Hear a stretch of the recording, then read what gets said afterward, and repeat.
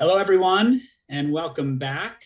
Once again, thank you for being here with us today for the Build Back Better Regional Challenge Virtual Conference. And again, congratulations to all of you. We're really excited for you to have the opportunity to hear from national experts and leaders like our next speaker, and to refine your proposals as we approach the March 15th deadline. My name's Todd Fisher, and I'm the Program Director for the American Rescue Plan here at the EDA. And I'm responsible for all aspects of the implementation of the EDA's $3 billion in American Rescue Plan money, including, as its signature program, this $1 billion Build Back Better Regional Challenge. I want to take a little bit of time today to speak to the importance in this competition of engaging employers and of centering your coalitions around industry and how your proposals will drive strategic industry growth, innovation, and job creation. I also hope that one of the key takeaways of these 2 days is the importance of strong and specific corporate commitments and effective employer community engagement, as well as ensuring that equity, as we just heard from our last speaker, weaves its way through all aspects of your coalitions and in all aspects of your proposals, including where the workforce of the future comes from. When I think about a corporation and a CEO that has successfully accomplished these things, I think of IBM, and I think of its leader between 2012 and 2020, Ginny Rometty. IBM is one of the largest companies in the world, and under Ginny's leadership, showed its ability to innovate, to create new business lines, and to build industries of the future. In fact, during her 8 years as CEO, she reinvented more than 50% of IBM's portfolio, a mindset we're asking all of you to bring to this competition. As importantly, IBM and Ginny in particular have long been leaders in community engagement, in corporate responsibility, using technology for social good, and creating a diverse and equitable workforce. As an example, IBM was recently again voted as one of the Forbes Just 100 companies and ranked first in the category of community engagement. As CEO, Ginny was a passionate job creator with a focus on enabling more people of diverse backgrounds and educational levels to access opportunities at IBM. She championed IBM's creative focus on education, skill building, and pathways to good jobs with her P-Tech initiative, which serves hundreds of thousands of students around the world, helping to prepare a diverse workforce of the future. And she was passionately committed to diversity and inclusion in all aspects of work at IBM. In fact, in 2018, IBM received the prestigious Catalyst Award for advancing diversity and women's initiatives, the only tech company to receive this recognition in the past 20 years. IBM and Ginny are prime examples of what it means to make real and substantive corporate commitments and to implement true and authentic equity commitments. Ginny retired from IBM at the end of 2020 and is now on a number of important corporate, educational, and other boards. Importantly, she's now the co-chair of 110, an organization that is combining the aggregated demand and power of a number of committed US companies to upskill, hire, and promote 1 million Black Americans over the next 10 years into family-sustaining jobs. This is continuing her work over the years of expanding the role of the corporation and engaging with communities and proactively helping to build pathways to talent, to good jobs, and partnerships with educational and community organizations to accomplish big things. I hope you take from her presence here and her comments the critical role that we hope employers and employer commitments play in your ultimate applications. I'm delighted to have her here, and without further ado, I'd like to welcome Ginny Rometty. All right. Well, Todd, thank you. That is a more than gracious introduction and a pleasure to work with you. But I'm going to just echo your comments to congratulate everyone who is watching and being a finalist, because in my mind, I read through all of them and you exemplify the best of what this country can do. So I think it's not only the best, as I looked through them all, everything from, I mean, just to pick a few of them out, whether it was New Jersey and transportation, Georgia, and I think if I remember right, artificial intelligence manufacturing, New Orleans, bioeconomy, there's so many great initiatives. I would just add that I think that there's a silver thread through all of them as I read them, and they all talk about really taking advantage of this country's greatest asset, its people, and doing something around workforce development. So when Secretary Raimondo had asked me to speak to you today, I thought maybe I could do two pragmatic things for just these few minutes together. One would be share with you my own view about the critical success factors if your coalitions are going to contain workforce development, which appeared, as I said, to be a silver thread through so many of them. And I know you just had a session on building equity. The second thing I thought I'd do is my quick 3 critical success factors about engaging private sector companies.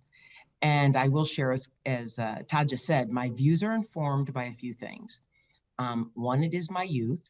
I was raised by a mother who found herself with 4 kids, no money, no home, and no education.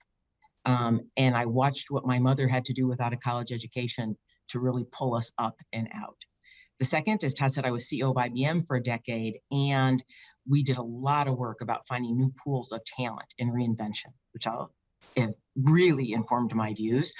I was the head of the Business Roundtable's Workforce Committee and getting all my colleagues to work on this topic of public-private partnership. And then, as Todd said, co-chair now of an organization, of a coalition of 60 of the country's largest companies to hire, when he said 1 million Black employees, these are Black employees without 4-year degrees, but into what would be family-sustaining jobs, which I'm going to come back to that. So my first quick comments on workforce development that is in so many of your proposals. Frankly, I believe that could be retitled Reskilling America. And I actually believe that it is a make or break for this economy. And in the idea, in my view, is that for the total economy to reach its full potential, there has to be better jobs for more people. And, you know, my view, this has happened long before COVID. This has been brewing. I got first involved in it in the early 2010, 12, when I could feel this digital divide brewing and I had open jobs. Unemployment was almost 10%, and I could not find people. The middle, all the data shows you, having been hollowed out of what are real middle-class jobs, and that when you look at the good jobs, I'll just take it from our coalition in the data, of 60 of the great companies in this country, if you take a look at their job openings, 88% require a college degree. Well, you know the number, 60% of Americans don't have one, 80% of Black Americans don't have one. So to me, these are the kinds of things in a nutshell that made me completely rethink all hiring and skill building in a company. So my 3, I hope helpful to you, critical success factors, I might even turn them the other way and say barriers for you to remove as each of your coalitions builds an inclusive workforce. So my first one, I think everything you do has to embrace a skills first versus degrees only job creation paradigm. Meaning, all the jobs you create, you cannot make a degree the reason someone can have a job or not. That however they may get the right credential to start, that's what you do. Because too many good jobs, it's almost become a surrogate for the job and for hiring, for buying a skill that, must have to have a college degree. And this is particularly true for so many new skills that all your coalitions ask for. I now have a decade under my belt. They do not need a college degree to start with. I set out on this at IBM a decade ago. We were a company that hired 100% starting in either a university degree or a PhD. Today, 50% of our jobs do not require that, and they are very contemporary jobs. And in fact, had to prove it to the world. These folks are just as creative as my college hires, 1 year in, so a little bit of lag time, but hiring for skills is 5x more predictive that they will work. So I really challenge you that college isn't bad. That's another whole discussion. I'm not saying that. But the most important thing as you go to do workforce development is getting people to want to learn something new. And so all the job creation you do, I would say skills first. My second critical success factor is that all these coalitions, they are going to need a private-public partnership if they will scale and match supply and demand. This was the issue I found. I had skills, but there was no and not enough of the education systems or private providers that could produce those skills. And that's what took me down the path of something called P-TECH that Todd referenced. It started by going to the most underserved neighborhood, which then, of course, it did equate to very diverse populations, and saying, let me take a high school, work with a community college where there's a very enthusiastic set of, government, mayor, governor, a principal, et cetera. And I'll do what companies do the best, which I'll get to. This is the most important thing when you engage a company. I can provide jobs. I can provide internships, mentorship, and I can give you some input on these curriculums. And lo and behold, what we found, and now this is in almost 30 countries around the world with a pipeline of almost 200,000 kids coming through, high school or associate degree, and they have gone into either great jobs or gone back at night in a great job to get a college degree. But it proved you could start in many of these jobs without a college degree. So this linkage between supply and demand of a job, a coalition can't do it without private employers, and private employers can't do it without engaging with the public sector there. My third critical success factor for you to think about is, again, many of you have job creation in your descriptions, is that the companies you work with will need to then put in new pathways to hire an inclusive workforce. Pathway meaning, in my case, I did these P-TECH schools. We also, though, contemporized what the government has as Department of Labor approved apprenticeships. It's another fantastic pathway into your companies, any hiring. And then Todd, you mentioned 110, which was what we were doing with Black Americans without a 4-year degree, but that we can get them the skills they need to get started. So real quick, workforce development, my 3 critical success factors are: you have to adopt a skills first paradigm. I'd make it a movement across the coalitions. The second, it does require a true public-private partnership if you really are going to do the job creation that's in these bids or in these proposals. And third, and the companies need to then formally build new pathways. And so then I thought I would end. I sort of thought hard last night about what also Secretary Raimondo asked me to do, which was say, what would be the most important things for private sector engagement to work? So I thought about this and tried to encapsulate them. My first point would be, when you go to engage the companies in your coalition or in the region you're in, you've got to ask them to focus on initiatives that sit at the intersection of a business imperative and a social imperative, not one or the other. You cannot look at this, and I never did look at it as a social responsibility or CSR program. So on the business imperative, everything I've done and been so strong about education, I needed the employees. I needed great employees, skilled, and I needed to go find new pools to find them in. I won't get into about the middle of America being left out on this.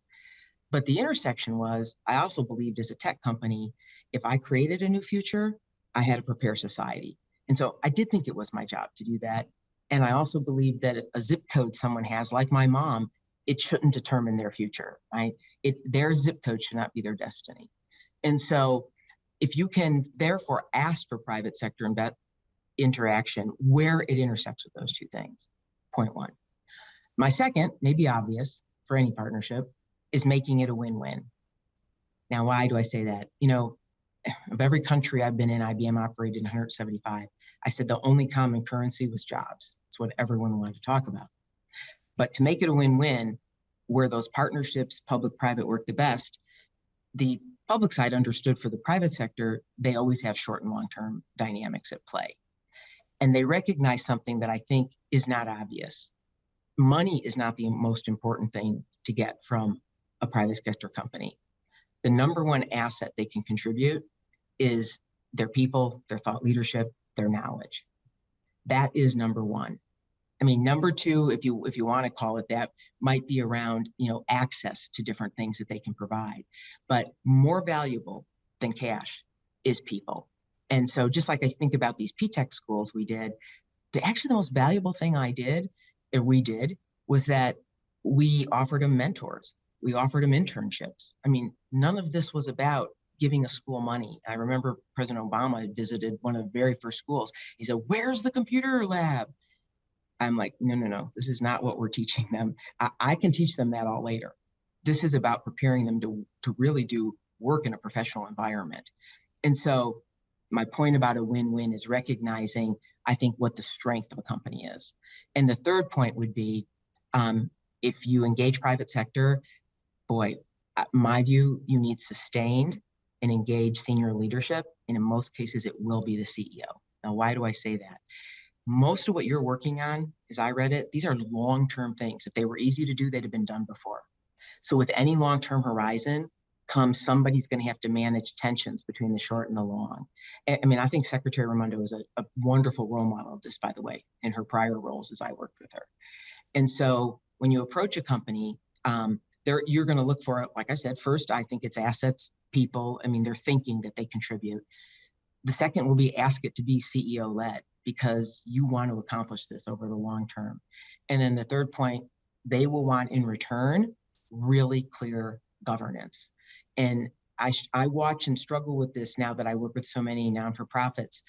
Real governance has real milestones, real deliverables on a frequent basis. It makes course corrections. It's got real value at intermittent points. And I think that commitment jointly of really tight governance is what has made the difference here. And it's why, again, my own experience from having done these P-TECH schools, which are now maybe in 20 states in the United States, I could see the difference between different mayors, governors, school districts, principals, and then it was not only IBM, there were 600 other companies we got to help work on this, and the difference between how committed the different companies were. But it always was because it worked when it was at that intersection. The companies needed the skill. It was at this win-win. We really realized that the most important thing a company could offer was its people, its knowledge, its understanding, its a dedication to things, and then this governance that's there. So I hope that's been helpful. It's the world according to me of the experiences I've had about both workforce development, and then quickly about when I think those public-private partnerships have really yielded a real outcome. So with that, I hope I tried to stay in my 15 minutes. I think I did. Todd, I'll turn it back over to you, I guess.